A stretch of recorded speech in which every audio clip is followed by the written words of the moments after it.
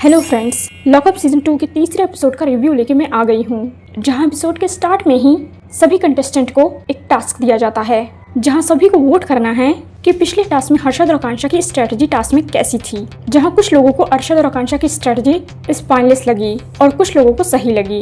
जिसके बाद श्रेया और हर्षद का एक डिस्कशन दिखाई देता है, जिसमें श्रेया समझा रही होती है हर्षद को टास्क क्या था, कि तुम्हें सेव करना था अपने लोगों को। लेकिन हर्षद तो वहाँ समझने के लिए तैयार ही नहीं था।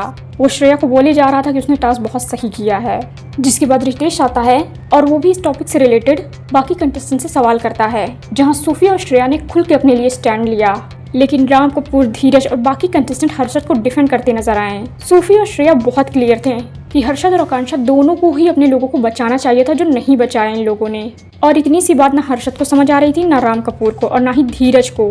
मे बी इनका ईगो बीच में आ रहा था और देख के लग रहा था टीवी वाली वर्सेस इन्फ्लुएंसर चल रहा है। और उसके बाद वही योगेश और आकांक्षा का प्री प्लान ड्रामा हमें देखने को मिल रहा था। उसके बाद रितेश कुछ कंटेस्टेंट को जेलर के रूम में बुलाता है और उनको एक ऑफर देता है कि अगर तुम लोग को अपने आप को सेव करना है तो तुम्हें वो सीक्रेट रिवील करना होगा जो ग्रैंड प्रीमियर पे तुम्हारे सेलमेट ने तुमसे शेयर किया था।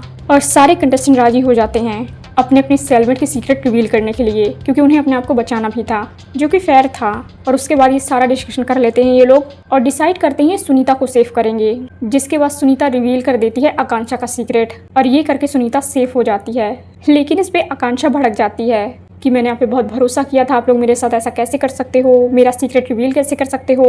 और वो सीक्रेट इतना फुद्दू सा था और उस फुद्दू से सीक्रेट के लिए आकांक्षा इतना ड्रामा कर रही थी।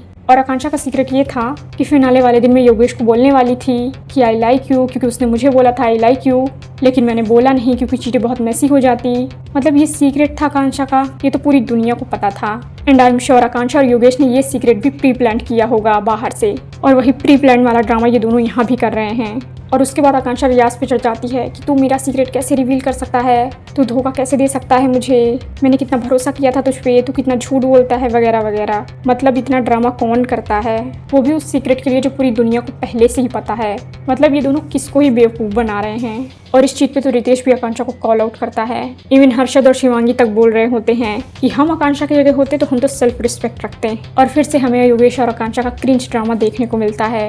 अब तो मैं भी बोर हो गई हूँ इनका ये ड्रामा देख के। और उसके बाद योगेश आकांक्षा को श्रेष्ठता के बारे में बोल रहा होता है कि ये तो नेपो किड है, और आकांक्षा यहाँ टोकती भी है योगेश को कि ये सब मत बोल उसके भाई के बारे में। बट योगेश बोलता है मैं तो बोलूंगा। मतलब योगेश किस मुंह से दूसरों पे उंगली उठा रहा है। मे भी हो सकता है योगेश जानबूझ के श्रेष्ठता के भाई को बीच में लेके आ रहा है या उसको नेपो किड बुला रहा है ताकि बाहर कंट्रोवर्सी क्रिएट हो और उसको हाइप मिले। और एपिसोड के लास्ट में हमें देखने को मिलता है कि राम कपूर चीटिंग को जस्टिफाई कर रहे होते हैं, जिसपे आकांक्षा बहुत अच्छे से कॉल आउट करती है राम कपूर को। और आकांक्षा का जवाब सुन के राम कपूर तो उठ के ही वहां से चले जाते हैं और यहीं पे एपिसोड खत्म हो जाता है। ये एपिसोड कुछ खास नहीं था, लेकिन नेक्स्ट एपिसोड खास होने वाला है क्योंकि फराह खान आने वाली है, जो सबको आके रियलिटी चेक देने वाली है, जो कि देखना बहुत इंटरेस्टिंग होगा। कमेंट करके आप जरूर बताइए कि इस एपिसोड का रिव्यू आपको कैसा लगा।